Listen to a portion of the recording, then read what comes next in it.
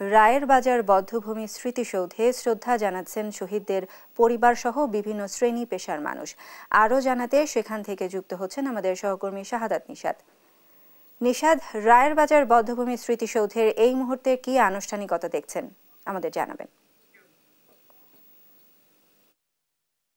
জি, যেমনটি বলছিলেন, আসলে এই জাতিকে মেধাশূন্য করতে যখন 16 ডিসেম্বর মহান বিজয় দিবস, ঠিক তার আগ মুহূর্তেই জাতির যে মেধাবী সন্তানরা তাদেরকে কিন্তু নির্বিচারে হত্যা করা হয়েছিল। যদিও তার সংখ্যা নির্দিষ্ট না, কিন্তু এই জাতি যেন আগামীতে আর শক্তভাবে দাঁড়াতে না পারে সেই জন্য মেধাশূন্য করাই ছিল পাকিস্তানি হানাদার বাহিনীর মূল উদ্দেশ্য। সেই পথ থেকে কিন্তু আমরা দেখেছি, সেই গণহত্যার পর থেকে, যদি পরবর্তীতে সেটি যে সাবেক প্রথম প্রধানমন্ত্রী তাজউদ্দিন আহমেদ তিনি এই দিনটিকে স্বীকৃতি দিয়েছেন এবং তারপর থেকে আজকের এই দিন পর্যন্ত কিন্তু এই দিনটিকে শহীদ বুদ্ধিজীবী দিবস হিসেবে পালন করা হচ্ছে। আমরা যদি একটু বর্তমানে রয়েছি রায়ের বাজার বধ্যভূমিতে, সেখানে আমরা দেখছি আসলে একে একে বিভিন্ন যে শ্রেণী পেশার মানুষ তারা কিন্তু শ্রদ্ধা জানাতে এসছেন এবং তারা স্মরণ করছেন এই দিনকে। বিভিন্ন রাজনৈতিক দলের নেতাকর্মীরা এসছেন এবং একই সাথে বিভিন্ন যে শিক্ষা প্রতিষ্ঠান, সেই শিক্ষা প্রতিষ্ঠানের শিক্ষকরা এসছেন।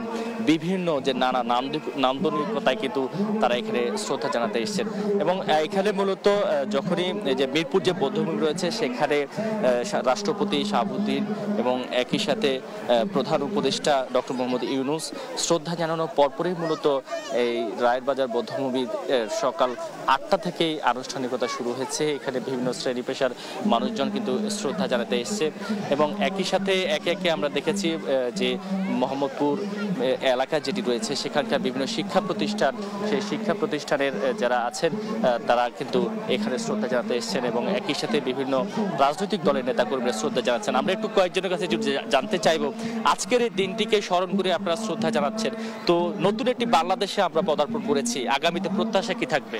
না, বাংলাদেশই নতুন বাংলাদেশ বলি না, এটা হচ্ছে একটা স্বৈরতন্ত্র মুক্ত বাংলাদেশ। যেমন 71 সালে আমরা স্বাধীনতা বিরোধীদের পরাজিত করে বাংলাদেশ পেয়েছিলাম, সেটাই আমাদের ভিত্তি। কিন্তু মুক্তিযুদ্ধের যে চেতনা ছিল সেটা প্রতিষ্ঠা হয়নি।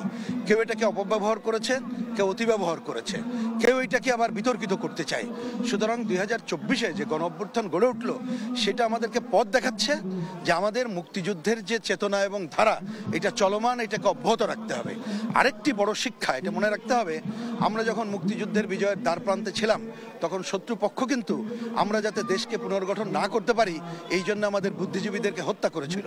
সুতরাং কোনো ঘটনায়, কোনো সুযোগে যাতে কোনো অপশক্তি আমাদের দেশের অগ্রযাত্রা বাধাগ্রস্ত না করতে পারে, মুক্তিযুদ্ধকে বাধাগ্রস্ত না করতে পারে, গণতন্ত্র পুনঃপ্রতিষ্ঠার সংগ্রামকে বাধাগ্রস্ত না করতে পারে, শোষণমুক্ত সমাজ গঠনকে বাধাগ্রস্ত না করতে পারে, সেই লক্ষ্যকে সামনে রেখেই আমরা আমাদের এবার বুদ্ধিজীবী দিবস পালন করছি। ধন্যবাদ আপনাকে। আসলে এইভাবে কিন্তু একে একে শ্রদ্ধা জানাচ্ছেন এবং আমরা দেখতে পাচ্ছি বিভিন্ন রাজনৈতিক দল, বাংলাদেশ কমিউনিস্ট পার্টি তারা শ্রদ্ধা জানাচ্ছেন এবং সেই সাথে বিভিন্ন শিক্ষা প্রতিষ্ঠানও এখানে দেখছি শ্রদ্ধা জানাতে এসেছেন এবং একই সাথে মুক্তিযোদ্ধারা যারা আছেন তাদের পক্ষ থেকে শ্রদ্ধা জানানো হচ্ছে।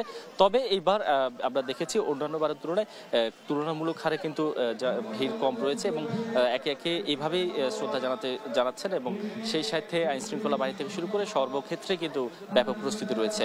তো এই ছিল রায়ের বাজার বধ্যভূমি থেকে আমার কাছে থাকা সবশেষ খবর। ধন্যবাদ নিশাদ আপনাকে। রায়ের বাজার বধ্যভূমি স্মৃতিসৌধের এই মুহূর্তের বিস্তারিত নিয়ে জানাচ্ছিলেন আমাদের সহকর্মী শাহাদাত নিশাদ।